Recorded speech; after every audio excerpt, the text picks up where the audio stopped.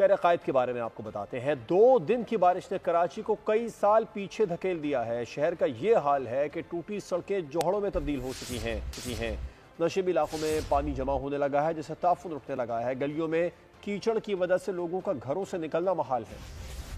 कराची का नहीं कोई पुरसाने हाल, बेबस अवाम करें किससे सवाल। बारिश ने कराची के टूटे फूटे इंफ्रास्ट्रक्चर को नाकाबिले इस्तेमाल बना दिया। शहर में कई मकामात पर सड़कें धंस गईं। लोगों का हाल पहले ही बुरा था, बारिश के बाद गड्ढे मजीद बड़े हो गए। गाड़ी चलाना पहाड़ी रास्तों की तरह दुश्वार हो गया। गाड़ियों और मुसाफिरों के इंजर पिंजर ढीले होने लगे। बारिश हुई है, पूरी फैमिली इसके गड्ढों के अंदर गई है, गाड़ियाँ गई हैं। ये हुकूमत बेकार है, ये कुछ भी काम नहीं हो रहा है। कराची का हाल देख लो क्या हो रहा है। कहीं से भी कोई भी गली, कोई भी सड़क सही नहीं है। हुक्मरानों को हिदायत दे।